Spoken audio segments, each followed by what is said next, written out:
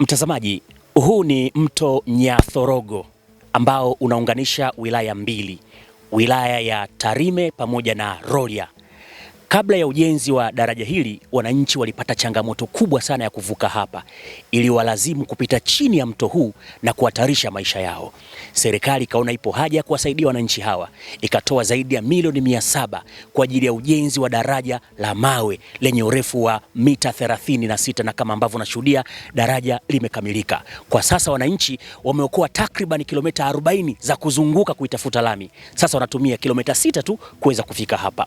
Na mtazamaji, Waziri Mkuu wa Jamhuri ya Muungano wa Tanzania Dr. Mwigulu Nchemba amekuja kulitembelea daraja hili na kuangalia namna ambavyo linakwenda kuwasaidia wananchi wa wilaya ya Rorya pamoja na Tarime. Tutaendelea na ukaguzi wa miradi mbalimbali ambayo ipo katika hatua mbalimbali za utekelezaji kwa mkoa wote wa Mara. Asanteni sana na tunatakia kila laheri. Elfadhili Moses ni meneja wa TARURA wilaya ya Rorya.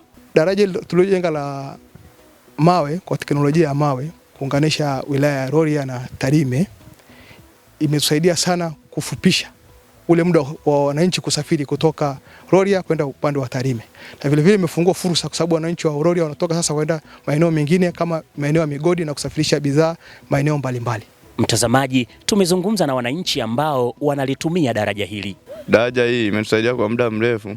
Kwa kweli tulikuwa tunahangaika, tunapita chini, tunabiria, tuna mzigo, tunapeleka mkaa, tunapata shida. Sasa hivi tunarahisishia hapa, tunapitia hapa bila wasiwasi. Abiria tukifika tunashuki wala nini. Namshukuru Waziri Mkuu kwa kuja kututembelea leo. Namkaribisha sana.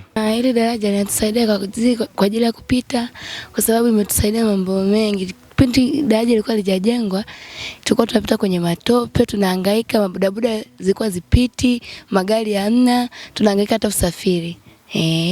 Lakini kwa sasa tunapita kwa urahisi, hamna changamoto zozote, kwa sababu soko lilikuwa huku juu. Tulikuwa tunahangaika sana, hata masokoni tulikuwa tuendi, watu walikuwa wanadumbukia humo wanakufa. Tumshukuru kwa kweli Mheshimiwa Rais na Waziri Mkuu kwa kuja kututembelea huku. Naam, mtazamaji, umemshuhudia Mheshimiwa Waziri Mkuu Dr. Mwigulu Nchemba akiwa sasa analitembelea daraja hili na kujionea namna ambavyo utekelezaji umefanyika.